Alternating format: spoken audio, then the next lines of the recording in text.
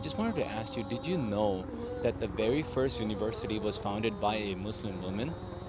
I didn't know that. I mean, I just feel like that fact should be recognized more, specifically because it is a woman, and like the fact that I don't know that and I do come to the number one public university in the United States, it's like a shame that I wasn't aware of the fact that it was a Muslim woman who was first founder. You go to Hollywood, and all these sex scandals are coming out where these actresses were abused by men, like directors or men in power, so-called power. As women, like we can change like being seen as like inferior to men by working towards like our own goals and visions and like trying to like defy the idea that like women need men. It says that a woman and a man both can attain the same spiritual status.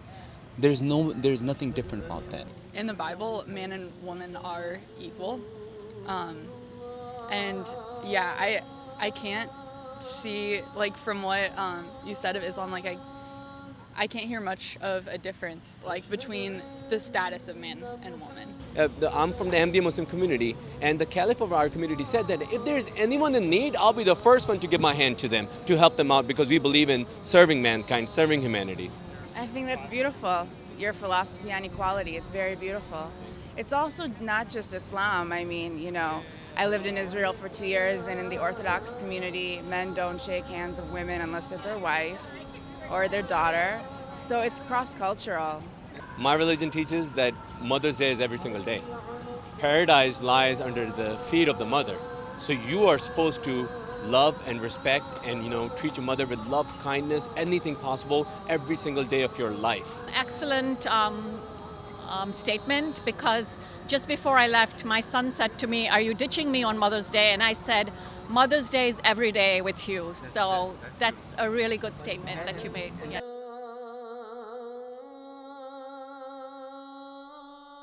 Islam says that it's really simple.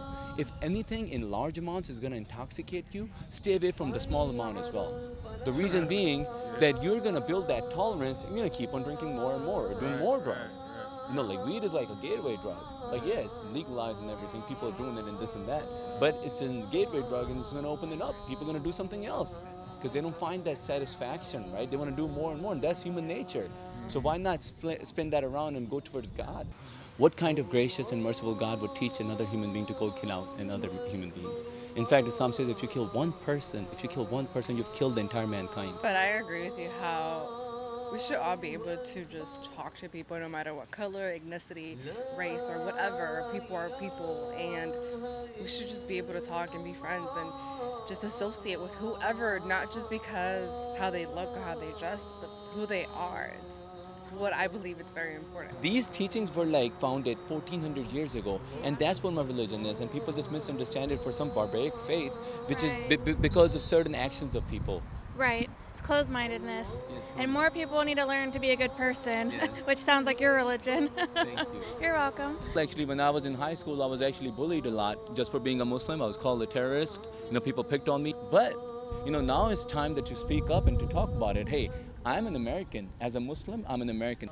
I got a lot of Muslim homeboys, you know, and I listen to a lot of their music, and they say the same principle you saying, you know what I'm saying? Cause I'm not discriminative at all, you know what I'm saying? Everybody deserves a chance. This world is a global village in the first place, right? We all come from the same creator, right? If whatever our race is, whatever our color is, we're the same, we're human beings. People really kind of broad brush and paint broad stereotypes over certain type of groups, and it's not really fair. Like the things that people may do to connect with others that don't necessarily think like them or don't come from the same upbringing. Well, first of all, I'd just like to say that it's very admirable that you're doing this and pretty much sharing your beliefs and what you do on a daily basis. So just that it's admirable. So yes, education is the power, and we need to go back to advertising that to the youth. And their founder, you know, one of the caliphs of the Ahmadiyya Muslim community, he said that, you know, without the reformation of the youth, we cannot reform societies. So if you're not going to educate, and you get, yeah, that's exactly, and this is what it is. And this is what and I'm from the Ahmadiyya Muslim community, and one of the caliphs of the Ahmadiyya Muslim community, he said that.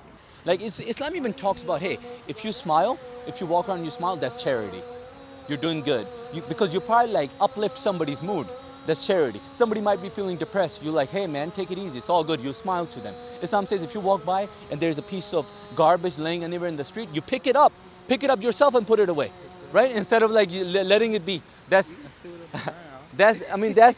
charity. You gotta worry about that man sleeping on the street. Now if you cannot physically address his needs, guess what? You stand up in the middle of the night and you pray for him. And that's the idea behind waking up in the middle of the night praying. That's like a sixth prayer, that, as I call it. It's not compulsory, but you do it because you're doing something extra.